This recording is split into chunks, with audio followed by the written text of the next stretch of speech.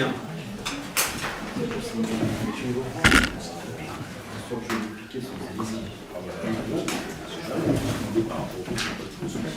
Bon, messieurs, si vous le voulez bien, on va refaire la séance.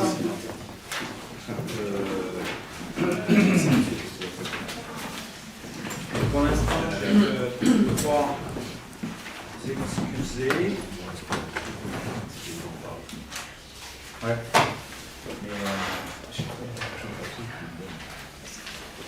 Donc nous avons trois excusés. Il y a Evelyne qui m'a appelé tout à l'heure, qui est coincée dans le 95. Elle va essayer de rentrer, mais c'est pas évident. Donc elle ne sait pas si elle sera rentrée au conseil. En ce qui concerne Sophie est excusée, elle ne peut pas participer ce soir. En ce qui concerne Anthony, il est parti en congé et il a donné le pouvoir à M. Areski. Hein, voilà, les deux autres jeunes, Mike devait arriver ce soir, donc il met, donc je m'en prépare en route. Je sais. Donc je vous propose de toute façon de ne pas commencer maintenant, de façon à ne pas venir trop tard ce soir.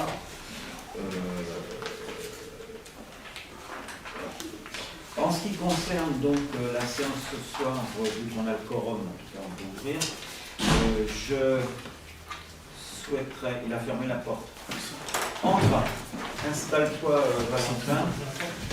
On n'a pas commencé, ça tombe bien, on va t'inscrire à l'ordre du jour. Là, c'est la ton carton là. Merci. Salut.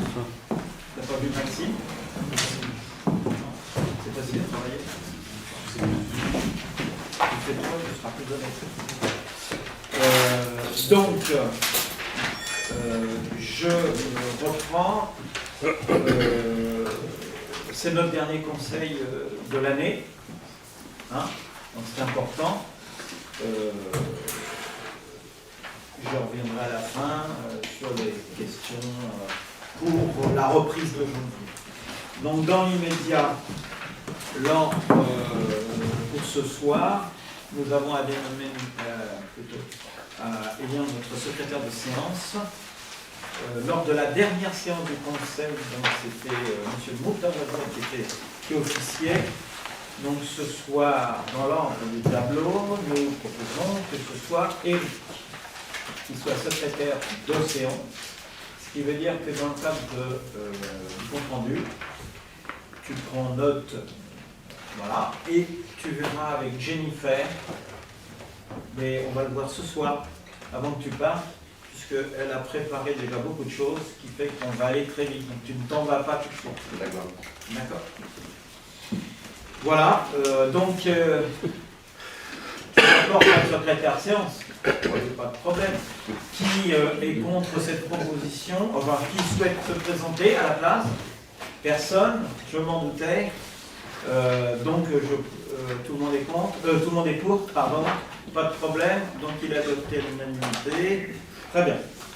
En ce qui concerne les points de l'ordre du jour, on verra après. Dans un premier temps, je vous propose d'approuver le compte-rendu de la dernière séance du conseil municipal du 28 novembre. Il vous a été remis, donc Ben l'a revu avec Jennifer, qui donc a préparé ce compte-rendu, qui a été provisoirement affiché. Voilà. Est-ce que vous avez des annotations particulières, des choses corrigées? On l'a revu et corrigé déjà. Ça fait plusieurs. Tu es d'accord, secrétaire? Pas de problème? Non, à moins que quelqu'un d'autre a remarqué. Quelqu'un a remarqué quelque chose de particulier? Qui nous aurait échappé. Mais... Voilà. C'est bon pour vous? Sur le dernier prix? Donc, qui est contre? Qui s'abstient? À 2 abstentions. J'allais aller trop vite. Je suppose que c'est parce que vous n'étiez pas présent. Si, j'étais là. Si, tu étais là? Bon, je ne l'ai pas lu. Tu ne l'as pas lu, alors donc tu t'abstiens. par réserve. Par réserve. Donc, en tout cas, il est adopté à la majorité.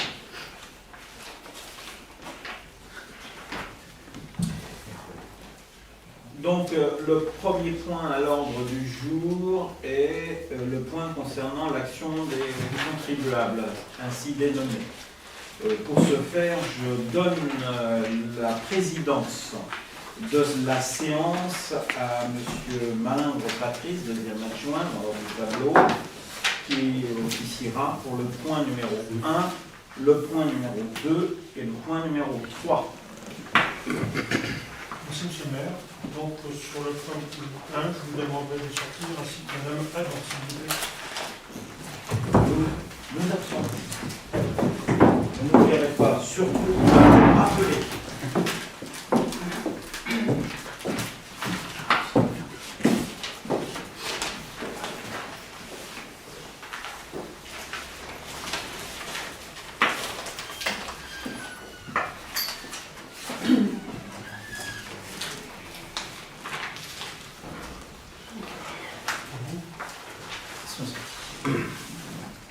Question numéro 1, action du contribuable. Vous avez tous vos documents. Le 10 septembre 2014, M. Tavernier a adressé un courrier à l'ensemble des élus du conseil municipal de la commune de Compan, en sollicitant l'inscription à l'ordre du jour du remboursement des honoraires d'avocats pris en charge par la collectivité dans le cadre de la protection fonctionnelle. Un courrier dans des termes identiques était également adressé à M. le maire de la commune de Compan le 15 septembre 2014 et réitéré le 15 octobre 2014. Par courrier, en date du 20 octobre 2014, M. le maire a informé M. Boris Tavernier qu'aucune délibération relative au remboursement par les élus des honoraires d'avocats ne serait inscrite à l'ordre du jour du conseil municipal. Dès lors notamment que la prise illégale d'intérêt ne constitue une faute personnelle que si les faits commis sont répétés et ont été commis de façon organisée. En conséquence, en l'absence de faute personnelle, la demande de remboursement des honoraires d'avocat exposée était infondée.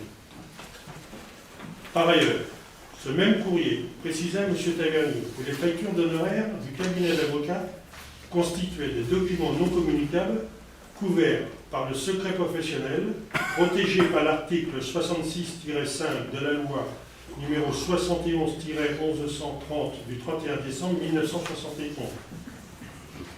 Par une requête enregistrée au greffe du tribunal administratif de Melun le 7 novembre 2014, M.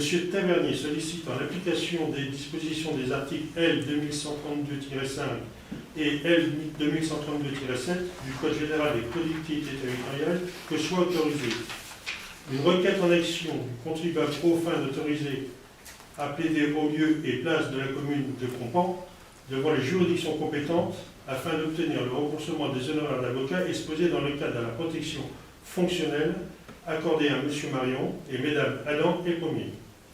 Une plainte avec constitution de partie civile contre M. Marion, Mmes Adam et Pommier par courrier en date du 18 novembre 2014. Le greffe du tribunal administratif de Melun a communiqué à M. le préfet la requête de M. Tavernier et sollicité la saisine du maire de la commune de Compan, en l'invitant à soumettre à la demande de M. Tavernier au conseil municipal. Par courrier, en date du même jour, Madame la présidente de la 6e chambre du tribunal administratif de Melun a communiqué à la commune de Compan les éléments de procédure. Par courrier, en date du 1er décembre 2014, M. le sous-préfet de Meaux a invité M. le maire de la commune de Compan à inscrire à l'ordre du jour du prochain conseil municipal la requête de M. Tavernier. Considérant qu'en application des dispositifs de l'article L 2132-6 et R 2132-1 du Code général des collectivités territoriales, le maire doit soumettre le mémoire du contribuable au conseil municipal lors de la plus proche réunion tenue, en application des articles L 2121-7 et L 2121-9 du même code. Considérant que la commune est tenue d'accorder sa protection au maire, à l'élu municipal, le suppléant ou ayant reçu une délégation ou à l'un de ses élus ayant cessé ses fonctions lorsque celui-ci fait l'objet de poursuites pénales à l'occasion de faits qui n'ont pas le caractère de faute détachable de l'exercice de ses fonctions. Considérant que la jurisprudence considère que la seule qualification pénale des faits allégués ou retenus dans le cadre d'une procédure pénale engagée à l'encontre d'un agent ou d'un élu, demandeur de la protection juridique, ne peut suffire à établir que ces faits soient constitutifs d'une faute personnelle. Considérant que M. Marion, Mme Pommier et Mme Adam ont été condamnés par le tribunal correctionnel de Meaux et la Cour d'appel de Paris au visa de l'infraction d'une prise illégale d'intérêt. Toutefois, l'existence d'une faute pénale ne suffit pas à caractériser l'existence d'une faute personnelle détachable des fonctions. En l'espèce, les termes du jugement du tribunal correctionnel de Meaux et de l'arrêt de la Cour d'appel de Paris démontrent que l'infraction recherchée ne s'apparente pas à une faute personnelle. La question de droit posée aux juridictions portant sur la légalité de la participation ponctuelle d'un élu, membre de la commission de logement, à une commission d'attribution des logements, alors que son enfant est sur la liste des demandeurs de logement. Il est donc proposé au conseil municipal de ne pas autoriser la requête dite en action du contribuable de M. Maurice Tavernier et Gilles Renier, aux fins de les autoriser à plaider en lieu et place de la commune de Conflans, afin d'obtenir le remboursement des honoraires d'avocat exposés au titre de la protection juridique accordée à M. Marion, Mme Pommier et Mme Adam. De ne pas autoriser la requête dite en action du contribuable de M. Maurice Tavernier et Gilles Renier aux fins de les autoriser à se constituer partie civile en lieu et place de la commune de Conflans contre M. Marion, Mme Pommier et Mme Adam. Lecture faite. Je vais procéder au vote. Qui est pour la proposition du conseil municipal? On le voit à la main, s'il vous plaît. Qui s'abstient? Qui vote contre? Merci. Question numéro 2. Retrait de la délibération numéro 583 06-09-2012 du 7 septembre 2012 accordant la protection fonctionnelle à M. Marion, Mme Pommier et Mme Alain. Par une plainte en date du 7 avril 2010 auprès du procureur de la République du tribunal de grande instance de Meaux, M. Tavernier, agissant en tant que président de l'association collective des contribuables conflanais, a dénoncé l'attribution de logements communaux à des enfants d'élus communaux. Par une délibération numéro 583 06-09-2012 en date du 7 septembre 2012, le conseil municipal de la commune de Conflans a donc accordé à M. Marion, Mme Pommier et Mme Adam la protection fonctionnelle dans le cadre du dépôt de plainte du 7 avril 2010 de M. Tavernier précité. En effet, une commune est tenue d'accorder sa protection au maire, à l'élu municipal, le suppléant, ou ayant reçu une délégation, ou à l'un de ses élus ayant cessé ses fonctions lorsque celui-ci fait l'objet de poursuites pénales à l'occasion des faits qui n'ont pas le caractère de faits détachables de l'exercice des fonctions. Le conseil municipal pouvait donc, dans sa séance du 7 septembre 2012, accorder la protection fonctionnelle à M. Marion et Mme Pommier et Adam. Toutefois, au terme des dispositifs de l'article L. 2131-11 du Code général des collectivités territoriales, sont illégales les délibérations pour lesquelles ont pris part un ou plusieurs membres du conseil intéressé à l'affaire qui en fait l'objet, soit en leur nom personnel, soit comme mandataire. Par suite, il est donc proposé au conseil municipal de rapporter la délibération numéro 583 06-09-2012 en date du 7 septembre 2012, accordant à M. Marion, Mme Pommier et Mme Adam la protection fonctionnelle dans le cadre du dépôt de plainte du 7 avril de M. Tavernier. Lecture faite. Qui est pour? On lève la main. Qui s'abstient?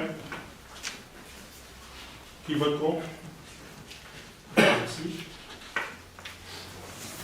Question numéro 3. Délibération accordant la protection fonctionnelle à M. Marion, Mme Pommier et Mme Adam. Considérant que la commune est tenue d'accorder sa protection au maire, à l'élu municipal, le suppléant ou ayant reçu une délégation, ou à l'un de ses élus ayant cessé ses fonctions, lorsque celui-ci fait l'objet de poursuites pénales à l'occasion de faits qui n'ont pas le caractère de faits détachables de l'exercice de ses fonctions. Par ailleurs, la jurisprudence considère que la seule qualification pénale des faits allégués ou retenus dans le cadre d'une procédure pénale engagée à l'encontre d'un agent ou d'un élu, demandeur de la protection juridique, ne peut suffire à établir que ces faits soient constitutifs d'une faute personnelle. Considérant que M. Marion, Mme Pommier et Mme Adam ont été condamnés par le tribunal correctionnel de Meaux et la Cour d'appel de Paris au visa de l'infraction d'une prise illégale d'intérêt. Toutefois, le délit de prise illégale d'intérêt constitue une faute personnelle si les faits commis par l'agent ou l'élu sont répétés et sont commis de façon organisée. En l'espèce, les termes du jugement du tribunal correctionnel de Meaux et de l'arrêté de la Cour d'appel de Paris démontrent que l'infraction recherchée ne s'apparente pas à une faute personnelle. La question de droit posée aux juridictions portant sur la légalité de la participation ponctuelle d'un élu membre de la commission de logement ou à une commission d'attribution des logements, alors que son enfant est sur la liste des demandeurs de logement. C'est donc bien au regard des fonctions occupées par M. Marion et Mme Adam et Pommier que les juridictions ont contré l'existence du délit de prise illégale d'intérêt. Étant observé que les 10 élus se sont acquittés des amendes pénales prononcées à leur égard, il est donc proposé au Conseil municipal d'accorder la protection fonctionnelle à M. Marion, Mme Adam, Mme Pommier, dans le cadre de la défense de leur intérêt devant le tribunal correctionnel de Meaux et la Cour d'appel ayant donné lieu respectivement à un jugement en date du 4 décembre 2012 et une décision en date du 11 juin 2014. Lecture faite. Qui est d'accord sur la proposition d'octroyer la protection fonctionnelle? Qui s'abstient? Qui vote contre? Merci. J'invite M. Marion Maire et Mme Adam à retrouver la séance du Conseil municipal, s'il vous plaît.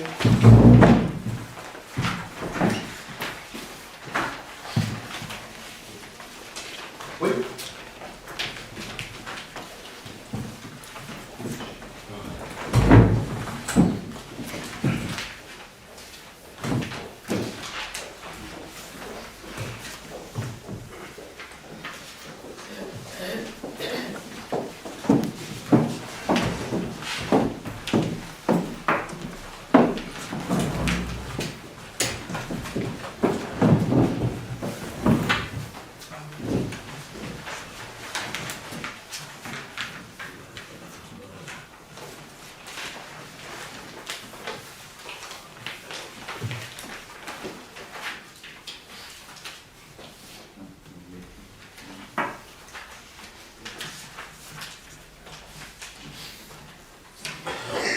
C'est bon, Patrick? C'est bon, oui, vous avez repris votre siège. C'est pour reprendre la présidence? Le Conseil municipal vous l'autorise.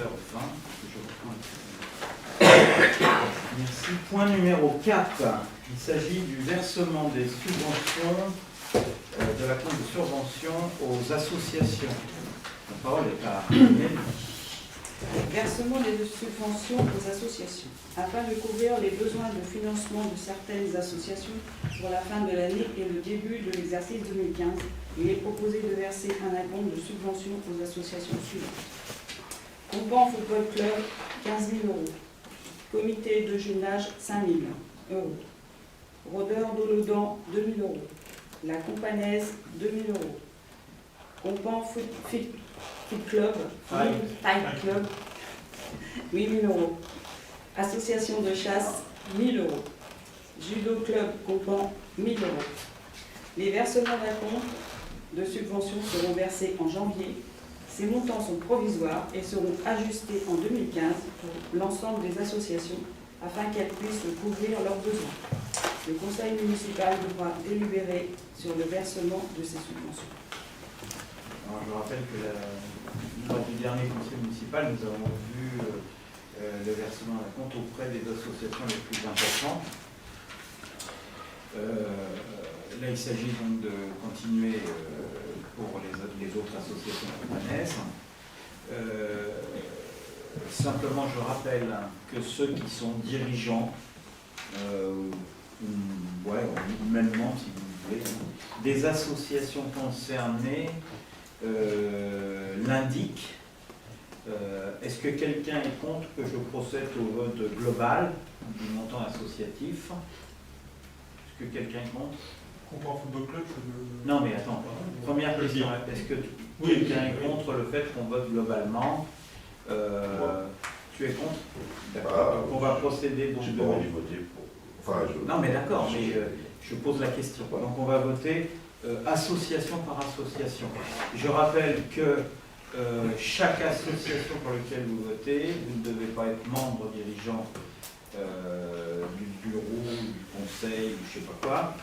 Vous devez être dans l'association, mais ne pas être dirigeant. Donc, Compan Football Club, Patrice, tu m'as dit ne pas voter. Moi non plus. Et pourtant, je ne suis même pas encore adhérent, mais je peux faire. Donc, je ne vote pas. Y a-t-il quelqu'un d'autre sur cette association qui ne votera pas? Non. Donc, pour les membres du conseil qui pourront voter, qui est pour? Moi je m'abstiens. Tu t'abstiens, mais pour toi les deux ou que pour toi? Non, que pour moi. Et donc, alors, dans Anthony, ces cas-là, tu Anthony. as deux mains. Ok. T'enlèves une Anthony. pour Anthony, Ok. et l'autre, tu la Je gardes comprends. pour toi. Donc, je rappelle, qui est pour? 1, 2, 3, 4, 5, 6, 7, 8, 9. Qui s'abstient? Une, Monsieur Reski. Qui est contre? Personne. Ne participe pas au vote, Monsieur Marin et Monsieur Marin. Comité de jumelage, même consigne. Moi, personnellement, je ne participerai pas au vote étant membre du bureau d'office. Vous savez qu'on a, je crois, 2 ou 3 votes. 3. Moi aussi. Donc toi aussi, Sophie n'étant pas là, ça tombe bien, elle ne votera pas. Tout le monde dit. Donc tu ne votes pas non plus. Donc alors, M. Malinde, M. Marion et M. Moutawadia ne participent pas au vote. D'accord? Donc, qui est pour? Les deux? Donc ça fait 1, 2, 3, 4, 5, 6, 7, 8. Et toi, Valentin? Tu t'abstiens? Donc 8 pour, une abstention et les autres ne participent pas au vote. Concernant les rôdeurs de l'Audran, 2000 €. Est-ce que quelqu'un ne participe pas au vote? Je ne pense pas. Je le saurais. Qui est contre? On va inverser. Qui s'abstient? Donc c'est adopté à l'unanimité. La Companaise, pareil, même punition. Qui est contre? Qui s'abstient? Donc une abstention ou deux? Une. Et donc ton abstention, c'est C'est qui? moi. C'est M. Areski. Donc les autres ont voté pour. D'accord. Ce qui concerne le Compan Fight Club, pareil, donc je pense que tout le monde a une possibilité de voter. Qui est contre? Un contre. Qui s'abstient? Donc c'est adopté à la majorité du Conseil. Concernant la chasse, donc pareil. Qui est contre? Qui s'abstient? Donc 3 abstentions. Donc le reste des votes évidemment pour. S'il y a quelqu'un qui ne veut pas participer, il me dit. En ce qui concerne le judo club de Compan, qui participe beaucoup maintenant au CAP, d'ailleurs, qui est contre? Qui s'abstient? Donc c'est adopté à l'unanimité. C'est clair? Vous avez bien suivi? Je remercie Jennifer pour tout le travail qu'elle accomplit en ce moment dans des conditions difficiles. Point numéro 5. Il s'agit là de l'admission en non-valeur des titres de 2005 à 2012.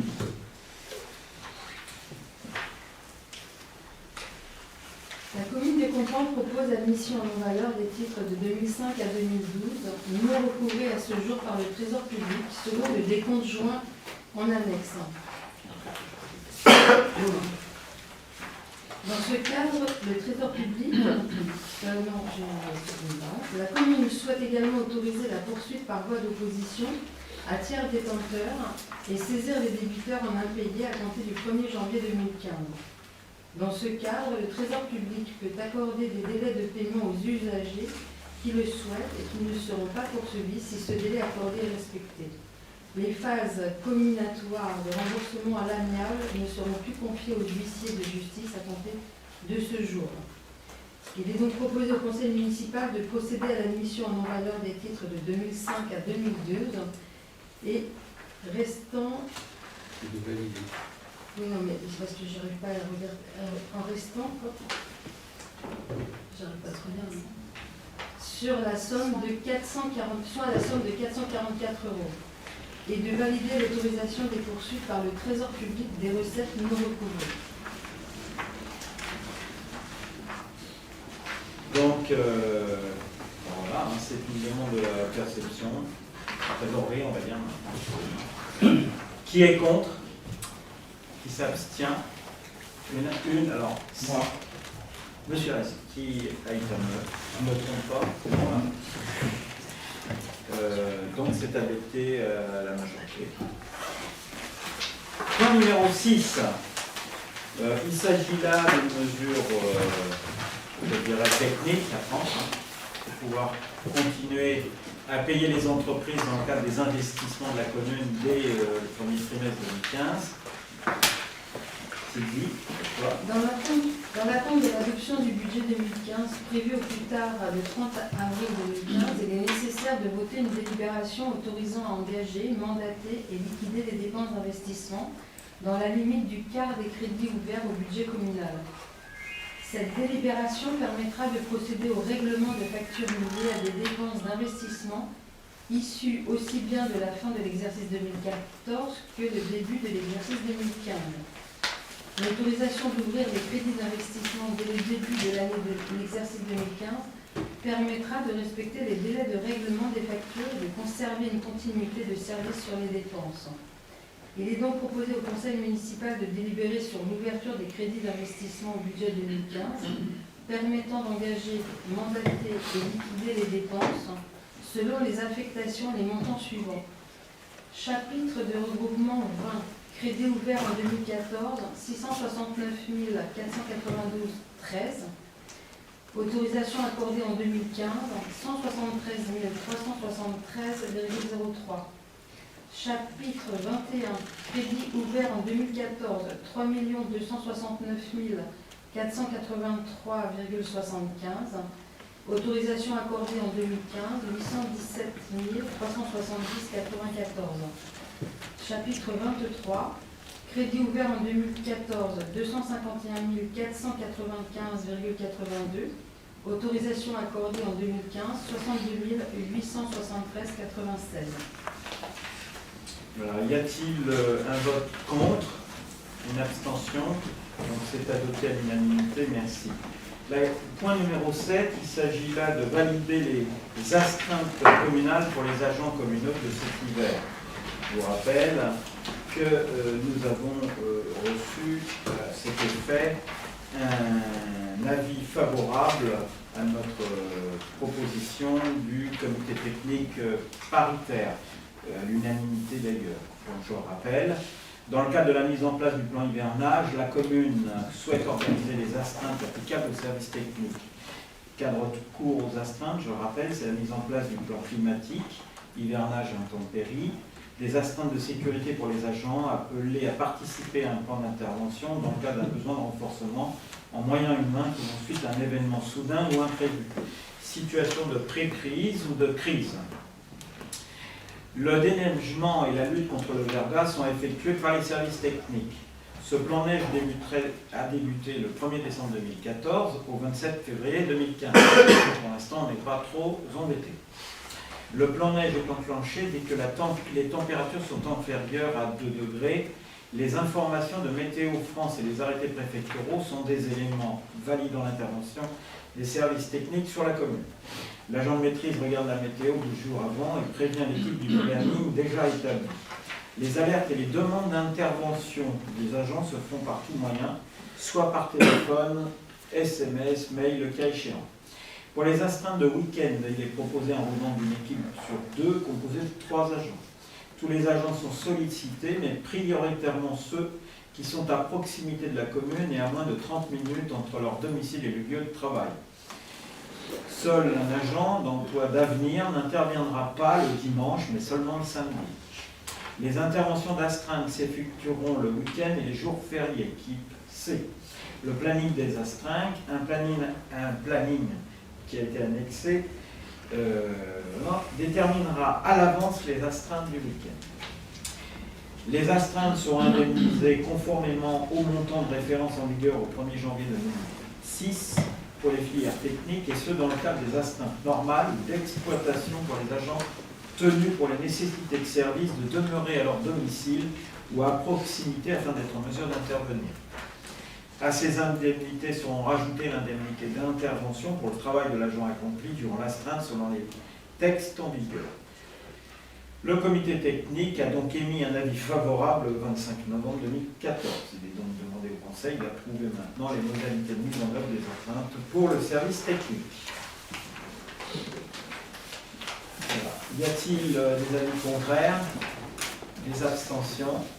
Donc c'est adopté à l'unanimité, merci. Le point numéro 8 concerne l'avis à donner sur le projet de plan de prévention des risques technologiques autour des établissements GEREP, CCNP et GAZECHI. Le rapporteur, M. Malin.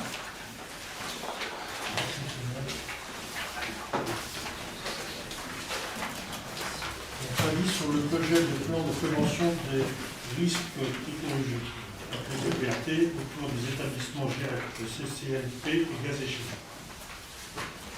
Par courrier du 17 octobre 2014, la préfecture a cité la commune de Compan sur l'avis du projet de plan de prévention des risques technologiques autour des établissements GEREP, CCNP et GAZECHI.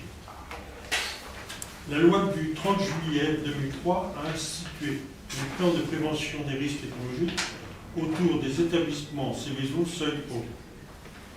Leur finalité est de protéger les personnes et les biens par la maîtrise de l'urbanisation future et par des actions sur l'organisation existante autour de ces sites. La procédure d'élaboration d'un PPRT pour les sites GAZECHI et CCNP a été initiée en décembre 2008 par arrêté préfectoral. Du fait du classement Céveso seuil haut du GEREP, cette procédure a été mise en suspens en attendant le rendu de l'étude des dangers concernant cette société. Les aléas des 3 sites Céveso seuil haut se recoupant, les services de l'État ont décidé d'élaborer un PPRT commun à l'ensemble de ces sites. Une nouvelle élaboration du PPRT a été prescrite par arrêté préfectoral numéro 14 DCSE IC 005 du 6 février 2014. La direction régionale et interdépartementale de l'environnement et de l'énergie et la direction départementale des territoires conduisent cette élaboration en association et en concertation avec plusieurs acteurs.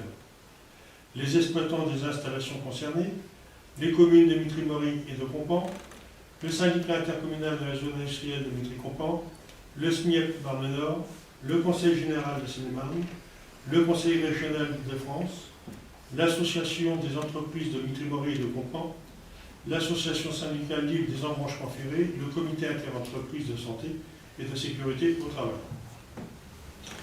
Compte tenu des échanges et des observations formulées lors de la réunion d'association du 25 juin 2014, l'équipe projet a élaboré un projet de PPRT avec le souci constant de la protection des personnes. Le plan de prévention des risques technologiques liés aux établissements GEREP, CCNP et GAZECHI, implantés sur les communes de Mitry-Mory et de Compan, s'applique aux différentes zones situées sur le territoire des communes de Mitry-Mory et de Compan, à l'intérieur du périmètre d'exposition au risque, cartographié sur le plan de zonage réglementaire. Le PPRT a pour objet de limiter les effets d'accidents susceptibles de survenir dans les installations, comme celle des GEREP, CCNP et GAZECHI, et pouvant entraîner des effets sur la salubrité, la santé et la sécurité publique, référence à l'article L 515-15 du Code de l'environnement. Pour répondre à l'objectif de sécurité de la population, le PPRT permet d'agir, d'une part, sur la réduction de la situation de vulnérabilité des personnes déjà implantées à proximité du site industriel, en agissant en particulier sur le bâti existant et en mettant en œuvre des mesures foncières. D'autre part, sur la maîtrise du développement de l'urbanisation future, avec notamment des mesures sur le bâti futur. Conformément à l'article L515-16 du Code de l'environnement, le présent PPRT délimite à l'intérieur du périmètre d'exposition au risque plusieurs types de zones et secteurs réglementés. 14 zones de réglementation différentes sont définies en fonction du type de risque, de leur gravité, de leur probabilité, de leur cinétique et des enjeux en présence. Un bâtiment piétant sur 2 zones réglementées se verra appliquer les principes réglementaires de la zone la plus contraignante. Dans ces zones, la réalisation d'aménagements ou d'ouvrages, ainsi que des constructions nouvelles et l'extension des constructions existantes sont interdites ou subordonnées au respect de prescriptions relatives à la construction, à l'utilisation ou à l'exploitation.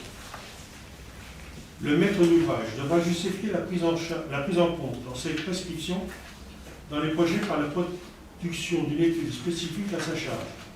Conformément à l'article L431.16c du Code de l'urbanisme, la demande du permis de construire comporte une attestation certifiant la réalisation de cette étude et constate tant que le projet prend en compte ces conditions au stade de la conception, sauf exception mentionnée. Des mesures de protection des populations face aux risques encourus relatifs à l'aménagement, l'utilisation ou l'exploitation des constructions, des ouvrages, des installations et des voies de communication peuvent également être prescrits dans ces zones. Les communes ou l'établissement public de coopération intercommunale compétente peuvent instaurer le droit de préemption urbain sur l'ensemble du périmètre d'exposition au risque dans les conditions définies à l'article L211-1 suivant du Code de l'urbanisme. 4 grandes catégories de zones sont définies dans le règlement dans la carte de zonage réglementé, grand R, petit r, grand B, petit b. Le règlement opère pour chaque zone une distinction entre les projets et l'existant. Les zones R correspondent à des interdictions strictes en rouge foncé sur le plan. Elles concernent le site de Gazéchine pour la zone R1, CCMP pour la zone R3 et GREC pour la zone R2. Principe d'interdiction, seules les activités en lien direct avec CCMP, Gazéchine et GREC sont autorisées. Les projets et biens existants doivent faire l'objet de prescriptions constructives et visant à protéger les salariés contre les effets de site. L'accueil du public et les habitations sont interdits. La zone petit r, principe d'interdiction rouge sur le plan. Principe d'interdiction. Seules sont autorisées les constructions, extensions, constructions et aménagements de terrains compatibles avec l'activité à l'origine du risque, sous réserve d'accueillir une présence humaine limitée au strict nécessaire de l'activité. Prescription constructive. Les projets et les biens existants à local de confinement permettant de protéger les personnes contre des effets toxiques. L'accueil du public et des logements sont interdits. Les zones du grand B. Principe d'autorisation limitée. Les zones B1, B2 et B3 sont instaurées autour des GREC. Les zones B4 et B5 autour de CCMP sont autorisées. Les constructions, extensions de construction et aménagements des terrains sous réserve d'accueillir une présence humaine strictement limitée à l'activité et ne pas accueillir de public. Les bâtiments futurs et existants sont soumis à des prescriptions constructives. Les zones petit b, principe d'autorisation sous réserve, sont autorisées les constructions, extension de construction et aménagement de terrain sous réserve de ne pas être un établissement recevant du public en termes ERP et de répondre à des prescriptions constructives. Le PPRT approuvé vos servitudes d'utilité publique, article L515-23 du Code de l'environnement. Il est porté connaissance des maires des communes dans le périmètre du plan en action de l'article L122-2 du Code de l'urbanisme et conformément à l'article L126-1 du Code de l'urbanisme, annexé au plan du Code de l'urbanisme dans un délai de 3 mois, à compter la date du porté à connaissance selon la procédure mise à jour prévue à l'article R123-22 du Code de l'urbanisme. Les travaux sur les biens existants sont réalisés par le propriétaire dans un délai de 5 ans. À compter de la date d'approbation du PPRT, ils ont un caractère obligatoire dans la limite de 10% de la valeur vénale des biens. Au-delà, ils sont recommandés. Une signalisation d'information sur les risques technologiques devra être mise en place dans un délai de 2 ans. À compter de l'approbation du PPRT par les gestionnaires des infrastructures aux entrées des périmètres d'exposition, elle pourra être complétée par des feux d'alerte clignotant en cas d'accident majeur. Les infractions de prescription du PPRT sont punies des peines prévues à l'article L481-4 du Code de l'urbanisme. Le PPRT peut être révisé dans les conditions prévues par l'article R515-47 du Code de l'environnement sur la base de l'évolution de la connaissance ou du contexte.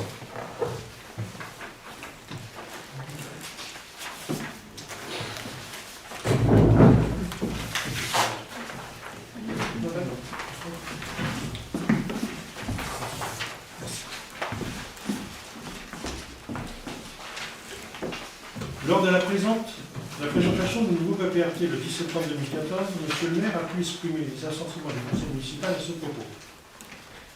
Il faut quand même se féliciter du travail réalisé depuis quelques années afin de trouver un compromis qui écarte aujourd'hui tout délaissement. Certaines recommandations ont été prises en compte dans le nouveau projet PPRT. Il faut mettre en avant l'effort financier réalisé par les entreprises génératrices des risques technologiques, sachant que rien n'est jamais de trop pour la sécurité de tous. Malgré tout, des questions demeurent et posent l'avenir même de la zone industrielle. La suspension de l'activité d'incinération du GIREP est plutôt en soi une bonne nouvelle pour tous les riverains. Mais comme j'ai eu l'occasion de le souligner au commerce, lors du passage du seuil bas au seuil haut, l'augmentation du stockage des déchets, même à travers une plateforme de transfert, pose problème. La proximité de l'aéroport Charles de Gaulle doit amener à l'État à plus de prudence. Son développement nécessaire ces prochaines années est une chance pour notre économie, pour l'emploi. Nos communes intègrent ce développement dans le cadre de leur plan de développement. Plus largement, c'est toute notre communauté de communes qui se tourne vers l'aéroport. Les nouvelles contraintes ne permettent plus certains développements envisagés. Il est grand temps qu'une étude économique soit réalisée sur les enjeux, sur les conséquences financières à supporter par les entreprises et les collectivités. Combien coûteront les nouveaux investissements à réaliser? Combien coûterait le déplacement de la plateforme de stockage? Car on n'imagine pas le retour à l'incinération dans 2 ans. Dans le domaine de la santé, cette question n'est pas prise en compte dans ce dossier. Les risques qui pèsent sur la population, les personnels sont peu connus et n'intègrent pas suffisamment ce dossier. Nous attendons à ce jour une étude de santé épidémiologique pour assurer la population soumise aux effets des différentes pollutions générées depuis de nombreuses années autour de l'aéroport et des zones industrielles. Il est donc demandé au conseil municipal de donner un avis sur le projet de plan de prévention des risques technologiques autour des établissements GIREP, CCMP et Chine, avec toutes les réserves émises notamment l'assurance du non-redémarrage de l'incinération des déchets de la société GIREP, un examen du déplacement de la plateforme de stockage sur un lieu à l'incinération, la mise en place d'une étude de santé épidémiologique sur le territoire de Conflans. Voilà donc la proposition que nous vous faisons, nous vous demandons de vous prononcer. Donc en fait, si j'ai bien compris, ce que nous proposons, c'est un avis favorable avec les réserves qui ont été émises dans ton dernier exposé sur 3 questions. C'est l'assurance du non-redémarrage de l'usine d'incinération des déchets multiples, le déplacement de la plateforme de stockage des déchets.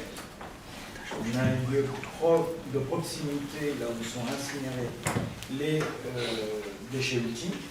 Et la troisième des choses, c'est l'exigence d'une étude épidémiologique de santé sur notre territoire.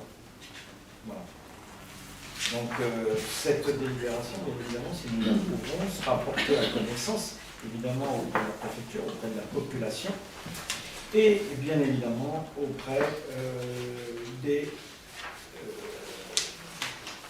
organismes de presse qui paraissent, je dirais, compétents pour porter un certain nombre de questions. Voilà. Est-ce qu'il y a quelqu'un qui veut intervenir sur ce sujet? Donc je vous propose d'adopter sous la forme que je viens d'indiquer, qui est pour cette proposition. Ah, très bien. Qui s'abstient? Anthony. Anthony. Et qui est contre? Moi. Donc une position contre, une abstention.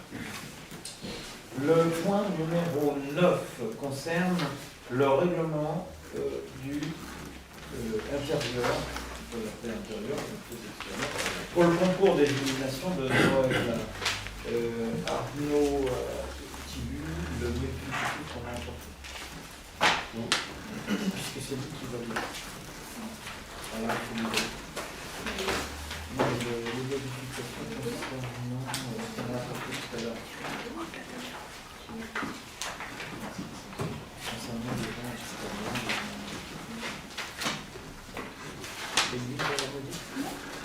Alors, vas-y, Arnaud.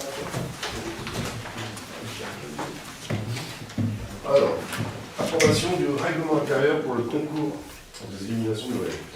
Les fêtes de fin d'année approchent et fidèle à son engagement, votre équipe municipale avec l'ensemble des services municipaux est là pour préparer ce grand rendez-vous annuel, le concours des illuminations de Noël. Nous espérons aborder ainsi une nouvelle saison dans un véritable esprit de solidarité, de joie et de partage. Une vocation durable qui a pour but d'encourager et de récompenser l'embellissement du village par ses habitants. La cérémonie de remise des prix aura lieu comme chaque année le samedi 30 mai 2015. Faisons attention sur cette question. Je crois qu'on a été un peu rapide pour donner la date. Je l'indique parce que nous avions arrêté la date en lien avec l'ascension et la fête du village. Or, on m'a indiqué que la date n'était pas la bonne, c'est une semaine plus tôt, je crois. C'est 16, 17 et 18 mai. Donc ce que je vous propose, c'est la salle aura lieu comme chaque année en mai et on aura l'occasion de revenir sur la date. En mai 2015, on la définira.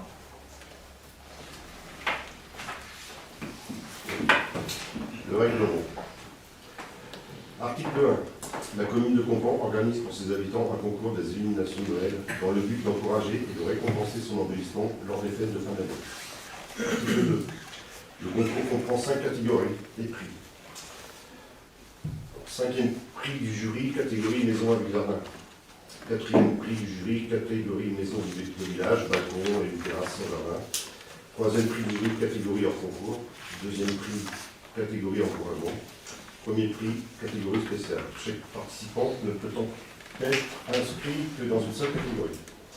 Article 3. Le jury est composé d'élus locaux. Article 4. Les appréciations portent sur l'impression d'ensemble venue par les décorations et les illuminations. Article 5. Le jury du concours passera régulièrement, les compagnies étant avisés et donnera une note sur une loi d'ensemble. Ces décisions seront prises à la majorité des membres et seront sans appel. Article 6. Les 5 prix seront décernés parmi une sélection maximale de 10 participations pour chaque catégorie. Chaque concurrent obtiendra ce résultat au plus grand nombre de points. Celui qui aura obtenu le plus grand nombre de points dans sa catégorie se verra attribuer le prix correspondant. Le premier prix spécial du jury prendra en considération la qualité environnementale allouée à cette action. Article 7. Chaque concurrent sera avisé personnellement de la date de proclamation des résultats et de la remise des prix. Article 8. Doivent se faire connaître en mairie ceux qui ne souhaitent pas participer au concours. Article 9. La participation au concours entraîne de la part des candidats l'acceptation sans réserve du présent règlement ainsi que les décisions du jury. Article 10. Les élus de Compan, personnalités locales membres du jury, prenant part au concours ne seront pas placés. Article 11. En participant au concours d'illumination de Noël 2014, chaque participant s'engage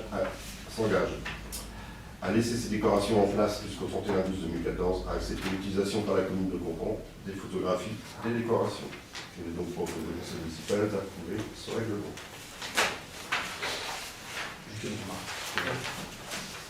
À l'article 10, on dit les élus de Compan et personnalités locales. Oui. Et à l'article 3, on dit le jury qui est composé d'élus locaux. Les élus de Compan, prenons part au concours. On peut classer. C'est clair. C'est les élus de Compan.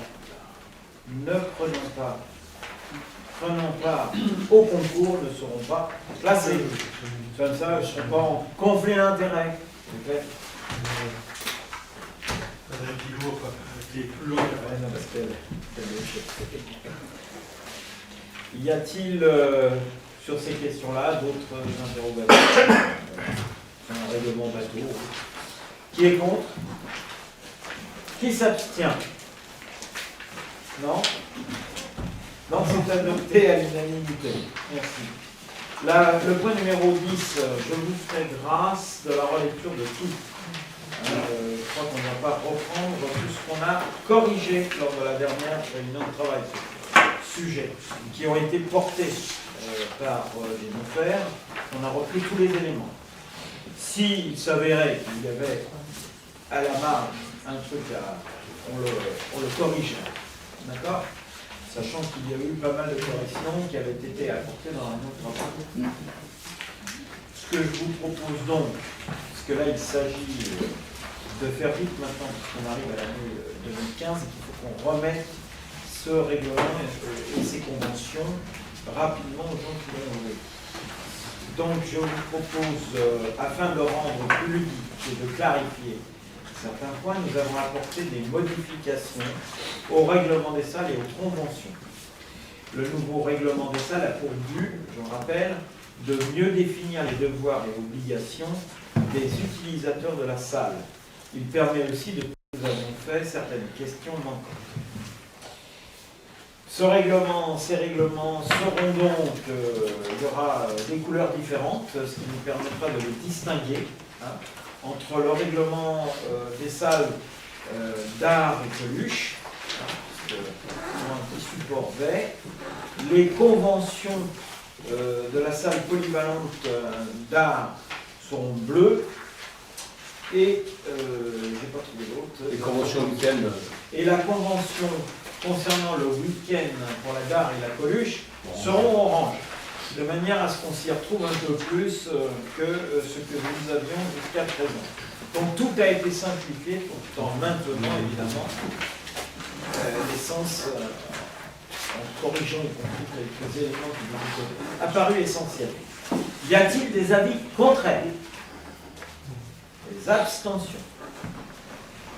Non? Alors c'est adopté à l'unanimité, je vous en remercie, c'était un boulot important.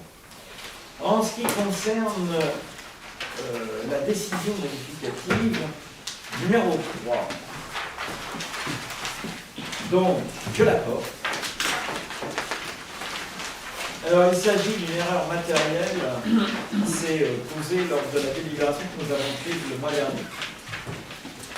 Une erreur d'écriture, il y a eu plusieurs problèmes. C'est un problème de transfert de mail et un problème ensuite d'écriture. Vous avez dans vos tableaux les lignes qui ont été corrigées. Hein, je ne sais pas si vous les avez en jaune, vous les avez. Il s'agit notamment du chapitre 21 qui a été corrigé puisqu'il était marqué chapitre 23. Et au chapitre 23, il était marqué chapitre 21. Donc on a inversé. Je rappelle que le chapitre 21, c'est le relais de la section d'investissement, le chapitre 23 de la section de fonctionnement. Donc c'était important de le rectifier. Et en ce qui concerne l'article concernant les intérêts d'emprunt, il s'agissait de l'article 66 111 et il y avait une erreur de numérotation. Enfin, et c'est quand même l'élément le plus important, il y a eu un déplacement, il avait été porté en recette de fonctionnement 3 198,11 €. En fait, il s'agissait évidemment d'une dépense négative, c'est la première fois que je fais ça, mais d'une dépense négative dans le tableau de fonctionnement. Donc il fallait porter à l'article 66 111 en intérêt d'emprunt, moins 3 198,11 €. Les intérêts d'emprunt concernant l'emprunt sur le gymnase. Donc ce qui évidemment corrigeait la partie, je dirais, d'équilibre de la partie fonctionnement et qui la porte à 100 887,95 € en dépenses, en recettes et en dépenses de fonctionnement pour la décision modificative. Ce qui fait que au total, investissement et fonctionnement, la décision modificative conduit à un équilibre de 387 988,97 €. C'est clair, donc je vous rappelle que c'est suite à un mail reçu le 16 décembre de la trésorerie, c'est pour ça qu'il a fallu faire très vite pour le remporter, concernant une erreur dans la décision modificative numéro 3 prise lors du dernier conseil. Il était donc demandé au conseil de régulariser ces décisions modificatives en affectant l'article 66 111 en dépenses de fonctionnement, l'intérieur en plein, moins 3 198 donc l'équilibre à 387 988,97 et en rectifiant l'écriture au chapitre 21 et 23 qui ont été inversés dans la présentation, de même pour le numéro de l'article, autre restitution d'avance numéro 739 1178. Y a-t-il des avis contraires, des abstentions? Donc c'est adopté à l'unanimité. Merci. J'ai quelques décisions à vous communiquer. Il n'y en a pas beaucoup, il faut le faire. Il s'agit donc des décisions 2014-126 en date du 32 janvier. À destination de la SCC, c'est la convention de mise à disposition de la salle Coluche, chapitre gratuit. Ça doit être pour le réveillon de la Saint-Sylvestre, qui est donc mis à disposition gracieusement par la commune. Il s'agit de la décision 2014-128 concernant la convention de mise à disposition de la salle Coluche à l'intention de Mme Collin, le 7 novembre 2014, alors je sais pas, mais 7-11-11. C'est 7-11-11. C'est bizarre. Donc c'est le week-end du 7-11 novembre, je sais pas quoi. Donc, hein? C'est passé. Oui, bah oui, c'est une décision qui s'est passée. 400 €, au montant de 400 € pour la mise à disposition de la salle Coluche. Pour la décision numéro 129-2014, là encore, il s'agit d'une location de la salle d'art, à l'intention de M. Pépin, 28 novembre au 1er décembre 2014, 150 €. La décision numéro 130-2014, pour une convention de mise à disposition de la salle Coluche à titre gracieux à l'intention de l'ASCA, dans le week-end, pour le week-end du 7-8 décembre 2014. Ensuite, une convention de mise à disposition de la salle d'art de 150 €, 131-2014, concernant Mme Deline Josette, du 31 octobre au 3 novembre. Il y a la décision numéro 132-2014. C'est une convention là relative aux actions du Conseil de formation dans le domaine de la santé et de la sécurité au travail pour l'année 2015. Donc avec le Conseil général pour un montant de 321 €. Une autre décision 133-2014, il s'agit là de la convention de mission relative à d'inspection dans le domaine de la santé et de la sécurité au travail pour l'année 2015, avec le Conseil général en date du 20 octobre 2014 de 53,50 €. Ensuite, il s'agit de la 135-2014, une décision relative à la création d'une régie de recettes et d'avance pour la restauration scolaire, la garderie, les études, l'enfance et la jeunesse. Donc, en date du 22 octobre 2014. Évidemment, là, il n'y a pas d'engagement financier. La décision 136-2014, pour une mission d'assistance technique relative à la mise en œuvre d'un système de vidéoprotection dans l'emprise de l'agglomération de Compan, avec le cabinet Grosard du 22 octobre 2014 pour un montant de cette mission de 11 040 €. Ensuite, il s'agit de la décision 137-2014. C'est une annonce pour le poste d'ASVP à partir de janvier, concernant donc l'emploi public, parution de l'emploi public, 24 octobre 2014, 594 €. Il s'agit de la décision 138-2014 pour le Conseil général 77 d'une convention de service de médecine professionnelle et préventive. C'est une convention qu'on a régulièrement chaque année pour le personnel. 29 octobre, en date du 29 octobre 2014. La décision 139-2014, c'est une mission de maîtrise d'œuvre pour la réalisation de l'aménagement du trottoir de la rue Saint-Lambert à Compan et la création d'une rampe d'accès à la voie ferrée depuis la rue des Cerisiers pour un montant de 13 620 €. C'est une mission confiée au cabinet Groza en date du 28 novembre 2014. Il s'agit de la décision 140-2014 pour une convention de mise à disposition de la salle d'art pour un montant de 150 € de Madame Cormot en date des 24 et 26 décembre 2014. Une convention de mise à disposition salle d'art, c'est la décision 141-2014 pour M. Kevin Lequesne pour un montant de 150 € en date des du 12 au 15 décembre. La décision 143-2014, qui est une mission d'assistance de maître d'œuvre pour le projet d'extension de l'école Jean de La Fontaine à Compan. Il s'agit toujours du cabinet Groza pour un montant de 4 740 € en date du 28 novembre 2014. Enfin, une convention de mise à disposition de la salle d'art, décision 144-2014, destinataire M. François Patrick, pour les 19 et 20-22 décembre, là, c'est-à-dire ce week-end, pour un montant de 150 €. Voilà ce que je devais de vous indiquer.